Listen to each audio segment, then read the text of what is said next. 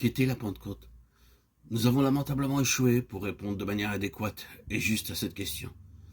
Des effets externes et cumulatifs n'ont fait qu'obscurcir des éléments plus profonds.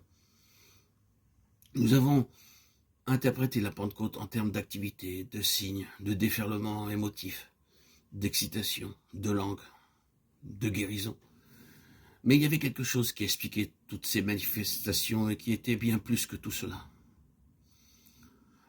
Ce fut l'intronisation du Seigneur Jésus, comme l'absolu souverain, sans restriction, ni rival dans la vie, dans les activités de femmes et d'hommes, livrés. Ce qui était vrai du Seigneur Jésus lui-même était rendu vrai par le Saint-Esprit dans l'Église à sa naissance.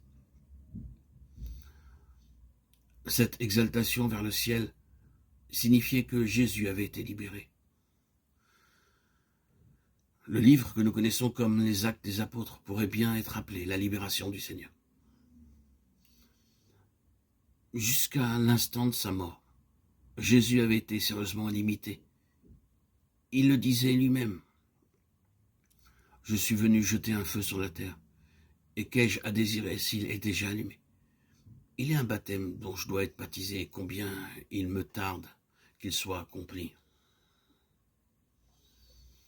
Luc 12, 49, 50.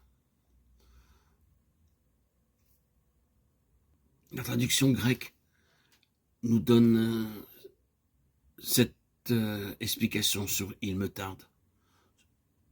Je suis sous la tension, je suis saisi, pressé, mais aussi contraint. Son esprit aspirait à la libération. Jésus était tendu et confronté aux limitations de sa condition.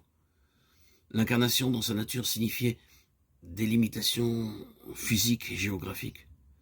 Elle impliquait des limitations de nationalité. Elle signifiait des limitations dans les hommes qu'il avait choisis, dans leur manque de compréhension et d'intelligence spirituelle, leur incapacité à voir la nature de la nouvelle dispensation qu'il était venu inaugurer, leur attachement terrestre, leur intérêt propre et leur ambition, leur fierté, leur assurance et leur jugement naturel.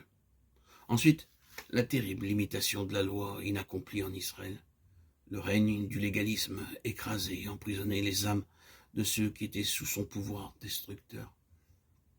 Or, s'écria-t-il, que le baptême de la passion soit accompli, afin que je sois, et qu'il soit libéré.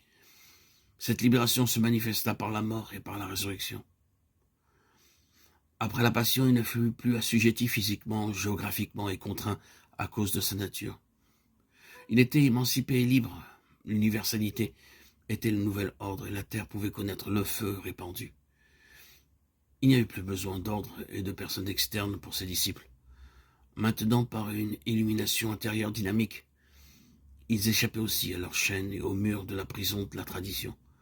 Plus de crainte, mais du courage. Plus de honte, mais la gloire. Plus d'autodéfense, mais l'empressement pour souffrir. Même jusqu'à la mort à cause de son nom. Par une offensive stratégique, il touchait dans Jérusalem en un seul jour des hommes de toutes les nations sous le ciel. Quelle histoire a suivi cette libération? Avec quelle rapidité le feu s'est propagé? La libération du Seigneur signifiait la libération du Saint-Esprit, et la libération du Saint-Esprit avait pour effet la libération de l'Église. Deux choses sont donc survenues pour que nous les considérions et les mentions en œuvre. La première, ce fut une nouvelle manière de saisir la libération par la mort, ce que la croix signifie réellement dans la libération de l'Église. Et la deuxième, c'est la réelle nature de la position de Christ. C'est en cela que le chrétien a failli, et là où l'Église au commencement a été élevée.